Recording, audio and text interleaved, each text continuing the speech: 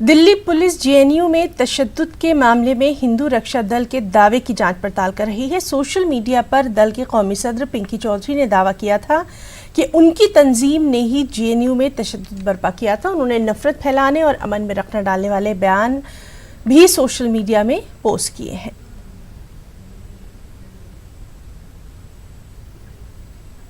और पिंकी पांडे ने social media पर क्या बयान दिया था, आइए जरा सुनते हैं।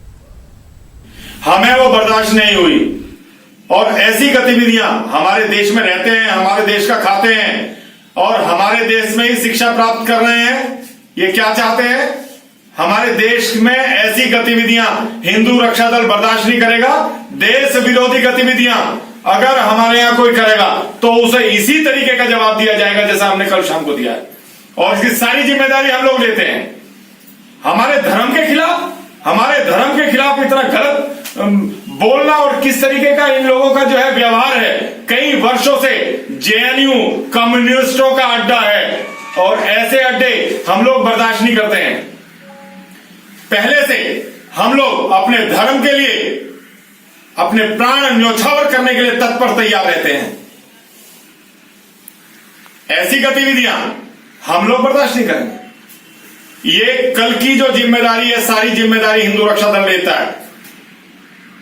अगर आगे भी किसी ने ऐसी देश विरोधी गतिविधियां करने की कोशिश की तो हम ऐसी ही कार्रवाई आगे भी यूनिवर्सिटियों में कराएंगे। ये जिम्मेदारी सारी हिंदू रक्षा दल लेता है।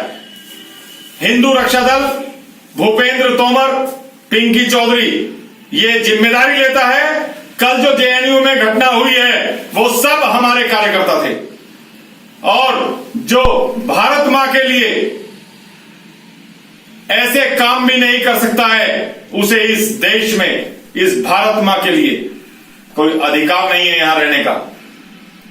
हम लोग अपने देश के लिए तत्पर तैयार रहते हैं, अपनी भारत मां के लिए। हमारे प्राण हमारी भारत मां के लिए हैं